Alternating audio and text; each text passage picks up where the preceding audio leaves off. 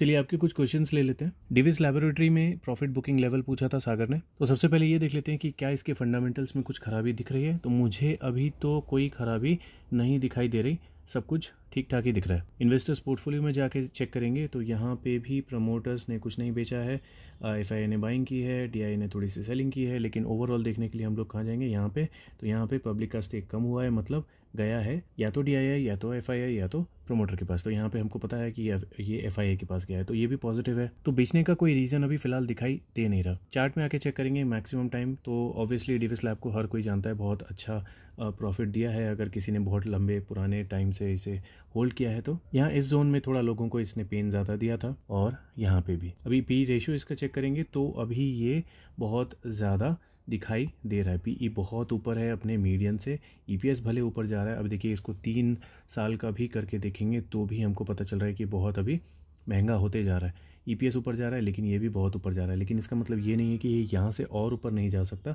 और ऊपर जा सकता है, ठीक है। और अगर आप लॉन्ग टर्म इन्वेस्टर हो ना, इसको मैक्सिमम कर लेते हैं, ओके।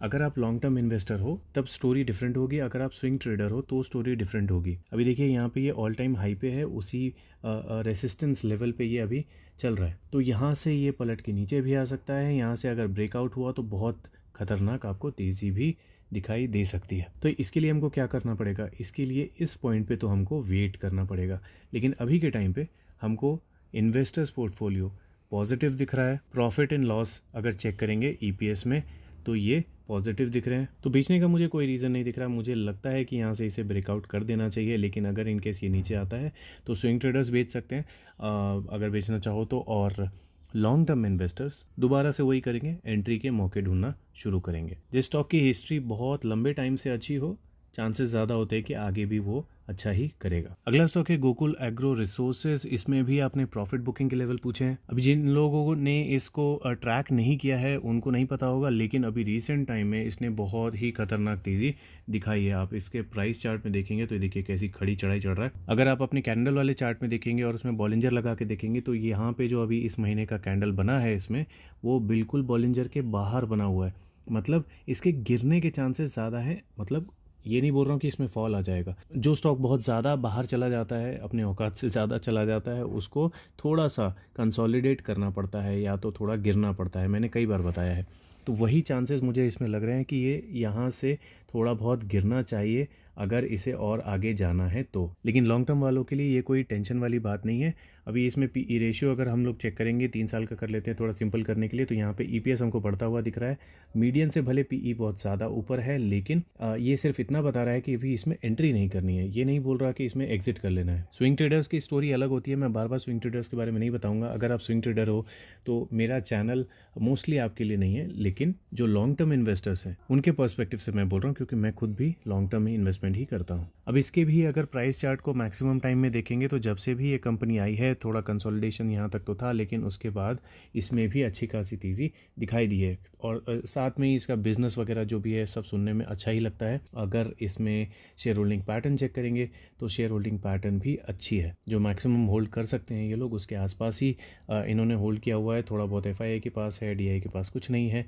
ये अगर स्ट्रांग होता तो बहुत अच्छी बात होती, लेकिन देखते हैं इन फ्यूचर कुछ भी हो सकता है। तो कंक्लूजन ये है कि अगर मेरे पास ये स्टॉक होता तो मैं इसे नहीं बेचता, लेकिन अगर मैं स्विंग ट्रेडर होता तो मैं यहाँ से एग्जिट करने के बारे में सोचता। अगला स्टॉक आपने पूछा था इंटरनेशनल कन्वेयर्स लिमिटेड, कैसा स्टॉक है, लॉन्ग टर्म के लिए कैसा होगा, इसका एंट्री लेवल क्या होगा। तो देखिए मैं सिंपल टर्म में आपको बताता हूँ। यहाँ पे मार्केट कैप अभी के टाइम पे कितना है, 593 करोड़। 3 साल पहले कितना था, 294 करोड़। 10 साल पहले कितना था, 74 करोड़। तो मुझे ऐसा लगता है जो 10 साल पहले 74 करोड़ की कंपनी थी, अभी 500 करोड़ की कंपनी है, ये कोई बहुत खास ग्रोथ नहीं है मेरे हिसाब से। इवन अगर आप इसे निफ्टी के साथ कंपेयर करोगे तो जहां निफ्टी 50 ने आपको 1300% के गेन्स दिए हैं सिंस 2004 जब से ये कंपनी लिस्ट हुई है, उतने ही टाइम में इंटरनेशनल कन्वेयर्स ने आपको 3000% का गेन दिया है। अब हम लोग 2004 से इसके कंपैरिजन कर रहे हैं तो 1300% निफ्टी ने दिया है, उसकी जगह पे 3000 इसने दिया है। कोई बहुत अच्छा रिटर्न ये नहीं है। अब दूसरी कंपनी से कंपेयर करके देखना, ये 30,000% भी हो सकता है, ठीक है। तो आप कंपैरिजन कर लेना।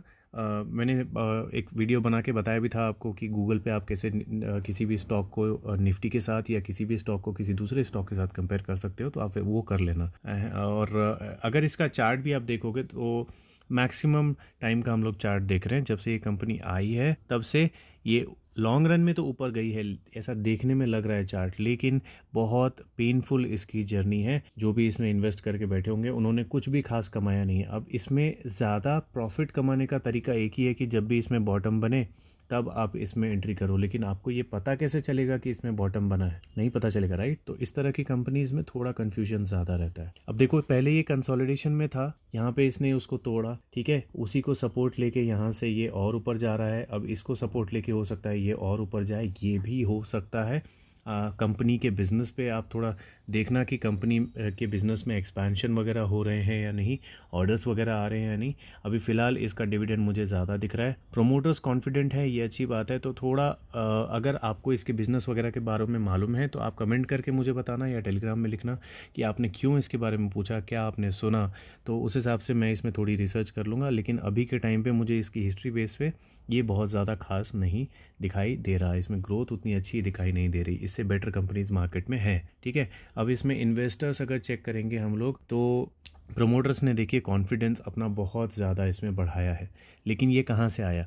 ये देखिए एफआईआई ने प्रमोटर को माल बेचना शुरू किया, यहाँ पे डीआईआई भी ज़ीरो है, एफआईआई भी ज़ीरो है, दोनों ने ही यहाँ पे कॉन्फिडेंस लूज़ किया है और पूरा का पूरा स्टेक प्रमोटर को दिया है। शायद यही स्टोरी होगी, अगर कुछ और स्टोरी है तो मुझे माफ़ करना, लेकिन आप कमेंट में लिख के ज़रूर बता देना कि इसमें क्या हुआ था जो एफआईआई और डीआईआई का पूरा स्टेक प्रमोटर के पास चला गया है, ठीक है। मेरे पास टाइम थोड़ा कम रहता है तो बहुत ज़्यादा एक ही स्टॉक के इन डेप्थ में नहीं जा सकता, लेकिन अगर आप बोलोगे तो मैं चला जाऊँगा, तो मैं उस पर रिसर्च थोड़ी ज़्यादा करके आपको एक स्पेसिफिक वीडियो बना के बता दूँगा। लेकिन अभी फ़िलहाल यहाँ पे प्रमोटर्स तो पॉजिटिव बहुत ज़्यादा दिख रहे हैं, लेकिन एफआईआई और डीआईआई नहीं दिख रहे। एक नेगेटिव ये भी है कि लॉन्ग रन में पब्लिक ने अपना स्टेक इसमें बढ़ाया है। बाकी अगर चार्ट में आके हम लोग इसका पीई रेशियो देखें तो बहुत ही अच्छा दिखाई दे रहा है। यहाँ पे इसके प्रॉफिट्स देखिए कैसे ईपीएस इसका बढ़ाता हुआ बहुत ही अच्छे पहाड़ बनते हुए दिख रहे हैं। मीडियन के नीचे इसका पीई चल रहा है, फिर भी इसमें बाइंग अगर नहीं हो रही है तो पता नहीं क्यों नहीं हो रही है। इसमें वॉल्यूम्स तो अच्छे आने चाहिए थे। 3 साल का अगर हम लोग इसे करके देखेंगे तो हमको वही सेम चीज़, ईपीएस बहुत अच्छे दिख रहे हैं और मीडियन के नीचे पीई इसका चल रहा है। तो अगर इसमें मान लो एंट्री हम लोग करते ही हैं, चलो ऐसा मान के चलते हैं कि इसमें कुछ चेंजेस हो गए, ठीक है, बहुत इसमें ग्रोथ आने वाली है, ऐसा मान के चलते हैं, तो इस सिचुएशन में हम लोग क्या करेंगे? इस सिचुएशन में हम लोग जनरली ये करते हैं, हम लोग नहीं, मैं जनरली ये करता हूँ कि स्टॉक मुझे जितने भी लोएस्ट पोजीशन पे, सेफेस्ट पोजीशन जिसको बोलते हैं ना, अगर मुझे सेफेस्ट पोजीशन पे मिलेगा तो मैं एंट्री करने के बारे में सोचूंगा। लेकिन अभी के टाइम पे आपको मार्केट पता है, right, most of the stocks जो है जो गिर भी रहे हैं वो भी बहुत ज़्यादा नहीं गिरे हुए हैं। बहुत भागने के बाद थोड़ा बहुत गिरना इज़ नॉट गिरना, राइट। इसलिए मैं आपको एंट्री लेवल्स भी नहीं बता पा रहा कि आज ये ट्रिगर हुआ, कल वो ट्रिगर हुआ। आपको याद होगा जब भी जनवरी, मार्च, मई, जून का टाइम था, उस टाइम में मैं लगभग 1-2 दिन छोड़ने के बाद हर तीसरे दिन पे मैं बता रहा था कि आज मेरा ये स्टॉक ट्रिगर हुआ, आज मेरा ये जीटीटी ट्रिगर हुआ। लेकिन अभी रिसेंटली आपने सुना क्या? नहीं, लास्ट 1-2-3 महीने से आई थिंक बहुत ज़्यादा जो है शेयर बाइंग नहीं की है मैंने, बिकॉज मार्केट ऑलरेडी बहुत ज़्यादा ऊपर चल रहा है, ठीक है। तो इस सिचुएशन में इस स्टॉक का भी चांसेस जो है अभी थोड़ा कम है बाइंग का। अगर जो मेरी इसमें बाइंग होती ना मेरे मंथली एसआईपी लेवल के हिसाब से, तो मैंने हिस्ट्री में जो देखा है इसमें मेरा मंथली एसआईपी लेवल हिट हो रहा है अराउंड 45-50 रुपीज़ के आसपास मार्च 2023 में, ठीक है, जो कि बहुत अच्छा एक बॉटम दिख रहा है। लेकिन वहां पे मैं इसे ट्रैक नहीं कर रहा था, और अगर मैं इसमें एंट्री कर भी लेता, मान लो ट्रैक कर रहा होता और एंट्री कर भी लेता, तो भी मैं बहुत ज़्यादा पैसा नहीं लगाता, जो कि आप देख सकते हो अभी शायद पैसा जो है डबल हो रहा होता 1 साल में, ठीक है, 1 साल नहीं, 1-1.5 साल में बोलना चाहिए। तो कोई खराब नहीं है अगर बॉटम मिल जाए तो। जैसा कि मैंने पहले बोला, बॉटम आप कैसे डिसाइड करोगे? अब मुझे किसी स्टॉक में बॉटम समझ में आ जाता है, किसी में नहीं भी आता, राइट। कोई भी इतना परफेक्ट नहीं है कि बिल्कुल बॉटम बता देगा। तो इसीलिए मैं क्या करता हूँ, सेफेस्ट में एंटर करता हूँ। अब यहाँ पे मार्च 2023 में मेरे से ये छूट गया, तो इसका मतलब ये नहीं है कि मैं इसमें अभी यहाँ पे एंट्री करूंगा। जब तक मेरे लेवल पे नहीं आएगा तब तक मैं एंट्री नहीं करूंगा। और अभी के मार्केट को देख के ऐसा लग नहीं रहा कि ये मेरे लेवल पे आने के मूड में है। तो जब भी मार्केट में एक कंबाइंड फॉल आता है, और आप इसको बहुत नीचे गिरते हुए देखते हो तो आप मुझे एक बार दोबारा टेलीग्राम पे या फिर इसी वीडियो के कमेंट में पूछ लेना और मैं आपको डायरेक्टली लेवल ही बता दूंगा कि मेरे मंथली एसआईपी लेवल कहाँ शो हो रहे हैं। बाकी बाइंग करना है या नहीं वो आप डिसाइड कर सकते। थोड़ा इजी करने के लिए बता देता हूँ, जब तक ये 80 रुपीज़ से नीचे जाता हुआ आपको ना दिखे तब तक आप मुझसे दोबारा मत पूछना, क्योंकि तब भी मैं लेवल नहीं बता पाऊंगा। 80 के नीचे जब जाएगा ना तब इसमें दोबारा डिस्कशन कर लेंगे। अब ये स्टॉक हमने डिस्कस किया था टेलीग्राम में, मैंने जवाब भी दे दिया है लेकिन वीडियो में भी बता देता हूँ। इसके बारे में पूछा था कि मेरे व्यूज़ क्या हैं, तो इसमें देखिए है ये स्टॉक कोई बहुत बड़ा स्टॉक नहीं है, लेकिन इसमें हो ये रहा है कि आप यहाँ पे देख सकते हैं ये क्वार्टरली डेटा या जो भी है, यहाँ पे प्रमोटर ने तो कुछ भी अपना स्टेक सेल नहीं किया, लेकिन एफआईआई ने और डीआईआई ने स्टेक सेल करके कहाँ चिपका दिया है, पब्लिक के पास। तो मेरे लिए ये क्या होता है, नेगेटिव होता है। दूसरा, आप इसका अगर चार्ट देखेंगे ना तो ये ऊपर जा रहा है, ठीक है। तो इसका सिंपल सा मतलब मैंने ये बोला था कि एफआईआई डीआईआई बेच रहे हैं लेकिन फिर भी पब्लिक क्या कर रही है, इसे खरीद रही है। जब रिटेलर इसे बढ़ाए तो थोड़ा सा रिस्की हो जाता है ऑब्वियसली, राइट। तो अभी पीई रेशियो तो देखने का कोई मतलब ही नहीं है, प्राइस ही देखना पड़ेगा। लेकिन अच्छी चीज़ इसमें यह है कि नेट प्रॉफिट जो है इसमें डबल से ज़्यादा डबल होते हुए हमको दिखाई दे रहा है और सेम ही हमको इसके सेल्स में भी दिखाई दे रहा है। तो यहाँ पे प्रॉफिट एंड लॉस डेटा में अगर हम लोग इसका रेवेन्यू और प्रॉफिट देखेंगे तो बहुत अच्छा दिखाई दे रहा है, जिसकी वजह से पब्लिक जो है इसमें बहुत ज़्यादा बुलिश है। तो सिंपल सा मतलब है, अगर आप इसे होल्ड करके चल रहे हो तब तो आप होल्ड करो इसे जब तक ये भाग रहा है, क्योंकि अभी तो भाग ही रहा है, इस महीने बहुत ज़्यादा ऊपर गया है ना। अगर आप स्टॉप लॉस वगैरह यूज़ करना चाहते हो तो आप स्टॉप लॉस सोच के कर सकते हो कि अगर 50 के नीचे जाए तो मैं बेच दूँ या 40 के नीचे जाए तो मैं बेच दूँ। इस तरह से आप स्ट्रैटेजी वगैरह बना के अपना जो है प्रॉफिट एक सेफ कर सकते हो अगर करना चाहो तो। और अगर एंट्री के बारे में पूछ रहे हो तो एंट्री मुझे नहीं पता अभी इसमें। एंट्री मुझे लगता है मैं अगर करता तो 25 रुपये से ऊपर तो नहीं करता, ठीक है। तो यहाँ पे जो चांस था, यहाँ पे अगर किसी को करना होता तो यहीं पे कर लेता, अदरवाइज मैं इसे ट्रैक नहीं कर रहा था तो मैंने एंट्री नहीं की हुई है और इस लेवल पे तो बिल्कुल नहीं करूंगा। अगला स्टॉक है जियो फाइनेंशियल सर्विसेज लिमिटेड। कई बार इसके बारे में आपने मुझसे पूछा है, लेकिन मैं इस पे इसलिए डिस्कशन नहीं करता क्योंकि एक तो कंपनी ऐसे ही बहुत ज़्यादा बड़ी है। अब यहाँ से बड़ी और ज़्यादा नहीं होगी ऐसा नहीं बोल रहा, लेकिन अभी इसका कुछ डेटा उतना ज़्यादा अवेलेबल ही नहीं है। अब ये न्यूज़ बेस पे भाग रही है। ऐसे ही रिलायंस का नाम सुन के सब लोग बहुत ज़्यादा ही पैनिक करने लगते हैं एंटर करने के लिए। मैं भी जब मार्केट में आया था तो मेरा पहला स्टॉक रिलायंस का ही था, जो कि अभी भी मेरे पास होल्डिंग में है, क्योंकि कुछ खास उसमें मुझे प्रॉफिट हुआ नहीं है, बस नाम पे मैंने ले लिया था कि रिलायंस है भाई। और वही सिचुएशन अभी जियो फाइनेंस पे भी हो रही है, ठीक है। अब जियो फाइनेंस में ये है सीन कि जैसे टेलीकॉम इंडस्ट्री में जियो ने किया था, वैसे ही लोगों को लग रहा है कि इस इंडस्ट्री में भी वैसे ही कुछ कमाल धमाल हो जाएगा, जिसकी वजह से बहुत फिर ये शेयर महंगा हो जाएगा। हो भी सकता है, पता नहीं, लेकिन न्यूज़ बेस पे थोड़ा मैं भागने से मतलब डरता ही हूँ, है ना। न्यूज़ बेस पे मैं एंटर नहीं करता बहुत ज़्यादा। तो अभी अगर टेक्निकली और फंडामेंटली बात करूँ, देखो यहाँ पे तो कुछ ऐसा ख़राब नहीं दिख रहा, फिनेंशियल्स यहाँ पे खास नहीं है। प्रोमोटर्स की होल्डिंग भी 50% से कम है। डिविडेंड तो खैर चलो नहीं देता कोई कंपनी तो ख़राब नहीं होता उससे। पीई बहुत ज़्यादा महंगा है अभी इंडस्ट्री पीई से, ऑब्वियसली जितना इसको भगाया गया है उस हिसाब से बात कर रहा हूँ मैं। और अगर इसके इन्वेस्टर्स पोर्टफोलियो में आके हम लोग चेक करेंगे तो ये स्टार्टिंग से ही इतना है। और यहाँ पे एफआईआई ने थोड़ा स्टेक कम किया है, डीआईआई ने भी थोड़ा स्टेक कम किया है। खरीद रहे कौन? आप लोग, है ना, हम लोग खरीद रहे हैं, पब्लिक खरीद रही है। तो थोड़ा सा संभल के चलना ही मेरे हिसाब से सही रहेगा। जिनके पास पहले से है, जिनके पास मतलब इसके लिस्टिंग के टाइम से है, वो रख सकते हैं, कोई प्रॉब्लम नहीं है। या उस टाइम में आपने बाइंग की थी बहुत लोअर प्राइस पे तो आप रख सकते हो, क्योंकि एफआईआई और डीआईआई की जो होल्डिंग है वो बहुत ज़्यादा है ना। बिगनर्स के पास भी अगर मान लो ये स्टॉक है तो बिगनर्स के लिए भी मेरे हिसाब से सेफ़ है, बिकॉज पब्लिक की होल्डिंग से ज़्यादा होल्डिंग इन दोनों का टोटल है, एफआईआई और डीआईआई का। तो उस लॉजिक से भी ये सेफ़ लग रहा है। बाकी अभी वर्क इन प्रोग्रेस देखेंगे तो 38 से कम होकर 3 हो गया है। फिक्स्ड एसेट ठीक है, रिजर्व ठीक ठाक है। पी रेशियो देखेंगे तो मीडियन से ऊपर अभी इसका पीई चल रहा है, तो ऑब्वियसली थोड़ा महंगा दिख रहा है। प्राइस चार्ट देखेंगे तो ऑब्वियसली लोगों ने इस पर बहुत बाइंग की हुई है और अभी भी बाइंग करना चाह रहे हैं। तो देखिए मैं ये नहीं बोल रहा कि स्टॉक ख़राब है, लेकिन मैं ये भी नहीं बोल रहा कि अभी सही टाइम है इसमें एंटर करने का। मैं श्योर नहीं हूँ, ठीक है, मुझे कोई शर्म नहीं है ये बोलने में, मैं श्योर नहीं हूँ इसमें कहाँ पे एंटर करने चाहिए या कहाँ नहीं करना चाहिए। तो इसलिए मैं रुका हुआ हूँ, थोड़ा और इसमें डेटा मुझे मिलेगा, थोड़ा और कन्विक्शन मिलेगा तो मैं खुद ब खुद आपको बता दूंगा कि इसमें एंट्री कहाँ पे करनी चाहिए मुझे। अगला स्टॉक है मोल्टेक टेक्नोलॉजीज लिमिटेड, ठीक है, मोल्टेक पैकेजिंग नहीं है, मोल्टेक टेक्नोलॉजीज लिमिटेड है। ये बहुत ही छोटा स्टॉक है, माइक्रो कैप आप बोल सकते हैं। डिविडेंड बहुत देने वाली कंपनी है, प्रोमोटर्स की होल्डिंग 50% के आसपास ही है, फ्री कैश फ्लो है कंपनी के पास और date free kind of company है ये, ठीक है। तो बहुत ज़्यादातर चीज़ें जो है वो पॉजिटिव साइड ही हैं। इन्वेस्टर्स पोर्टफोलियो में आके चेक करेंगे तो यहाँ पे हमको लॉन्ग रन में कोई चेंजेस लगभग नहीं दिखाई दे रहे। हाँ, लेकिन एफआईआई में डिक्लाइन और डीआईआई में एडिशन दिखाई दिया है और पब्लिक में कुछ खास चेंज नहीं है, 1% का इंक्रीज़ है, ठीक है। तो यहाँ पे हम लोग बोल सकते हैं कि अभी फ़िलहाल न्यूट्रल है। अगर एफआईआई को देखेंगे तो थोड़ा नेगेटिव है, लेकिन डीआईआई ने उसको क्या कर दिया है, इवन कर दिया है।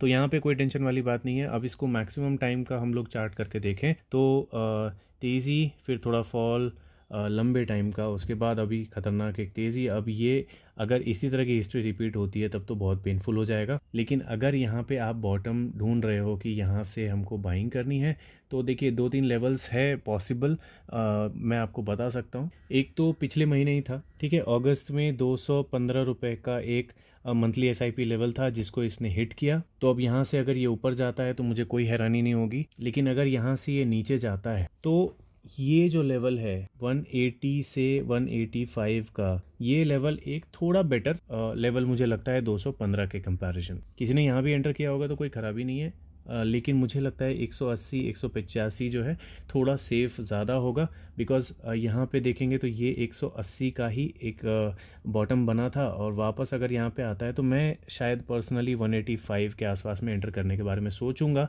पीई रेशियो एक बार ध्यान से देख लेते हैं तो 3 साल का अगर देखें तो यहाँ पे ईपीएस जो है गिर रहा है, ओके, मीडियन से ऊपर इसका पीई है, तो इसकी वजह से हो सकता है मैं होल्ड करूं। लेकिन फिर भी अगर ये गिरता हुआ मुझे मिलेगा कंटिन्यूसली और स्टॉक गिरते गिरते अगर 185 पे आता है तो मैं इसके नीचे में एंट्री करने के बारे में सोचूंगा, लेकिन थोड़े अमाउंट में, ठीक है। 2 सिचुएशन है, अगर ये ईपीएस नीचे आता हुआ दिखता है तो मैं थोड़े अमाउंट में एंटर करूंगा। अगर मुझे ईपीएस में रिकवरी दिखती है, प्रॉफिट्स बढ़ते हुए दिखते हैं, सेल्स बढ़ता हुआ दिखता है, तो मैं थोड़ा सा ज़्यादा अमाउंट में बाइंग करूंगा। दोनों में से कुछ नहीं होता तो एवरेजिंग वगैरह कुछ नहीं करना है। अगर आप इसे होल्ड कर रहे हो तो आराम से 500 550 के आसपास आप एक प्रॉफिट बुकिंग का लेवल या रेसिस्टेंस मान के चल सकते हो कि शायद हमको देखने को मिले। अगला स्टॉक आपने पूछा Flair Writing Industries Limited, debt free kind of company है, लेकिन जो भी थोड़ा बहुत डेट है वो भी कम करते हुए यहाँ पे दिख रहे हैं। ये प्रमोटर्स की होल्डिंग बहुत ज़्यादा है,